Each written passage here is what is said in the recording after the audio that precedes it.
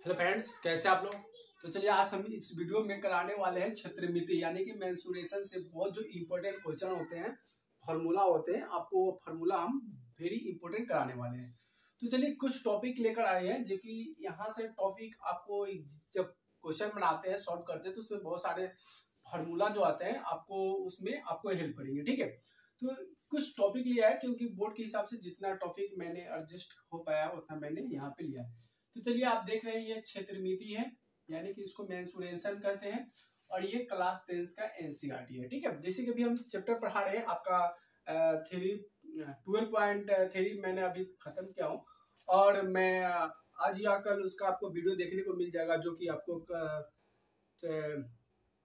Chapter जो है 3.1 से यानी कि 13 आपका मिलेगा। ठीक है, तो अगले वीडियो में आपको वो भी डाल दिया जाएगा। तो उसको बनाने से पहले हम क्या करेंगे, कुछ इंपॉर्टेंट फार्मूला होते हैं, उस फार्मूला को हमको याद करना पड़ता है। अगर वो फार्मूला याद नहीं रहेगा तो फिर क्वेश्चन बनाते समय आपको क्या होगा कि आपको प्रॉब्लम होगी। तो ठीक है, सबसे पहले हम यहाँ से फार्मूला लेके आए जिसका वीट से शुरू किए हैं। ठीक है, इसमें और सारे हैं, मैंने ऐड कर दूंगा, आप कमेंट में बता दीजिएगा। ठीक है, तो यहाँ से हम विड्थ के स्टार्ट करते हैं। सबसे पहले यहाँ पे आता है कि विड्थ की परिधि। तो बच्चों अगर विड्थ की बात करें तो विड्थ क्या होता है, गोला टाइप का होता है। ठीक है, तो इसको विड्थ बोला जाता है जिसमें कुछ नहीं, जिसे कि आप बल्ला ले सकते हैं, जैसे कि आपको कोई बल्ला आकार का होता है ना, चूड़ी उड़ी होता है, वो अगर उसकी बात करें तो वो विड्थ होता है। फिर गोला की हम बात करेंगे अभी आने वाले टॉपिक में, तो ये विड्थ होता है। तो विड्थ में क्या होता है, विड्थ में चौड़ाई नहीं होता, लंबाई नहीं होता, यहाँ पे त्रिज्या और इसको व्यास होते हैं।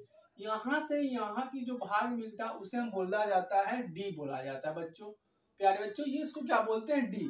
जब डी को ये दो भाग में बांट देते हैं ना तो ये आर हो जाता है। कैसे बच्चों, मान लेते हैं कि यहाँ से यहाँ की मान अगर हम मान लेते हैं कि बराबर डी बराबर मान लिए कि 10 हो गया, मान लेते हैं। उसके बाद यहाँ से हम आधा होता है यानी कि इस बिंदु से यहाँ को हम बोलते हैं त्रिज्या बोला जाता है। यानी त्रिज्या को हम आर से दर्शाते हैं यानी कि यहाँ पे हो जाता है आर। तो आर बराबर फॉर्मूला होता है क्या, इसका अधिया होता है, डी का अधिया हो जाता है, और त्रिज्या होता है डी का, त्रिज्या दुगना होता है डी का। ठीक है, तो यहाँ से फॉर्मूला निकल जाता है 2 पाई आर। ठीक, विड्थ की परिधि तो यहाँ से याद हो गया। अगला है क्या कि विड्थ की त्रिज्या। तो विड्थ की त्रिज्या का निकालना होगा तो क्या करेंगे, विड्थ की परिधि में हम 2 पाई आर कर देंगे तो क्या हो जाएगा, विड्थ की त्रिज्या हो जाएगा।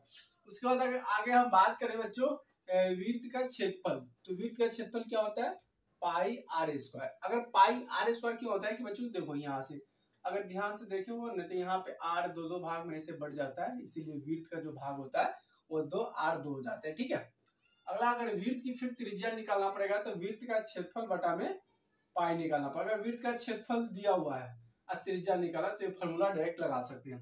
अगला है कि अर्धवृत्त की परिमिति क्या होता है।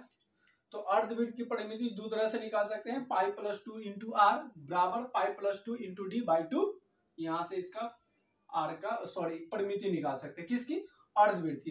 अगर अर्धवृत्त की बात करें तो क्या हो जाएगा बच्चों, अर्धवृत्त ये तो पूरा ऐसे आ गया तो ये वृत्त हो गया, लेकिन अर्धवृत्त करने का मतलब है, चलो यहाँ से मिटा दो, आधा वृत्त हो गया। क्या हो गया, आधा वृत्त हो गया। अब यहाँ से आया सीधे बल्ला टूट गया हुआ तो ये आधा वृत्त हो गया। ठीक है, तो अर्धवृत्त का परिमिति ये निकालेंगे।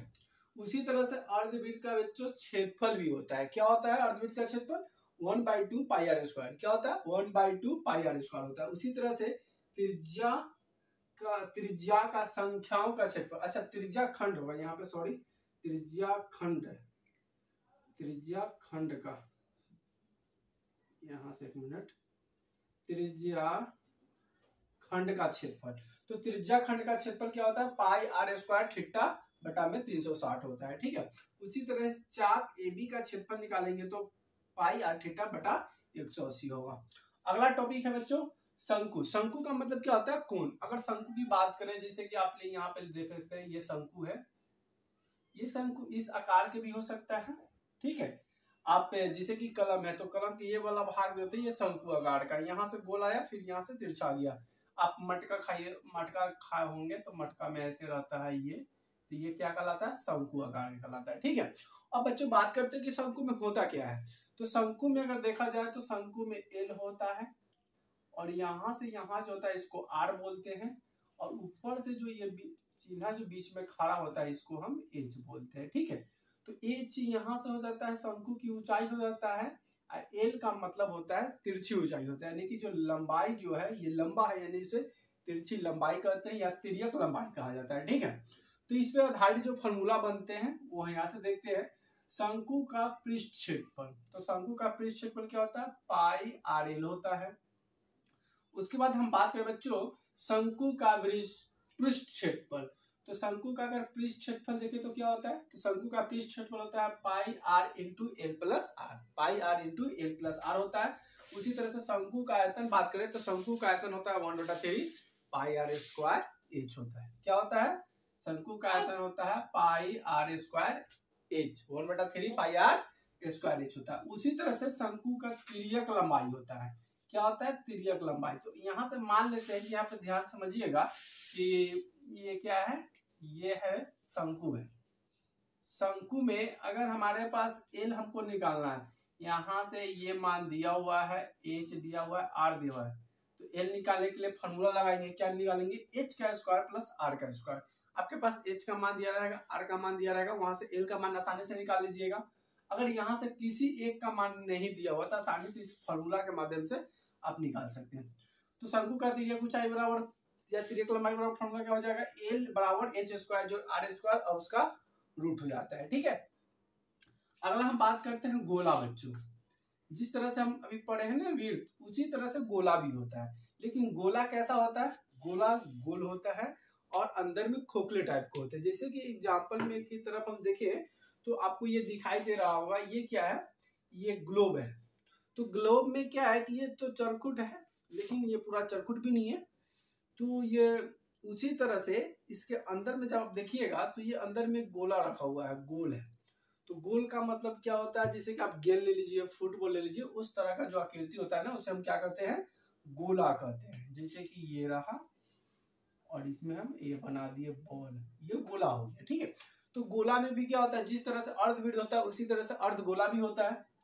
तब यहाँ से कुछ फॉर्मूले बनते हैं, यहाँ से कुछ फॉर्मूले देखेंगे। जैसे कि गोला का संपूर्ण पृष्ठ, तो गोला का संपूर्ण पृष्ठ क्षेत्रफल क्या होता है, तो 4 पाई आर स्क्वायर होता है। क्या होता है, 4 पाई आर स्क्वायर। उसी तरह से गोला की अगर त्रिज्या निकालना होगा तो संपूर्ण पृष्ठ क्षेत्रफल में से 4 पाई बटा स्क्वायर कर देंगे, यहाँ से गोले की त्रिज्या निकल जाएगा। ठीक है, अब गोले की अगर हमको व्यास निकालना, जैसे कि हमको हमारे पास संपूर्ण पृष्ठ क्षेत्रफल दिया हुआ है, ठीक है, संपूर्ण पृष्ठ क्षेत्रफल दिया हुआ है, ना हमें आर दिया हुआ है ना व्यास दिया हुआ है, तो वहां से अगर व्यास निकालना चाहेंगे तो गोले के संपूर्ण पृष्ठ क्षेत्रफल बटा में 4 पाई और रूट कर देंगे, यहाँ से हमको व्यास निकल जाएगा।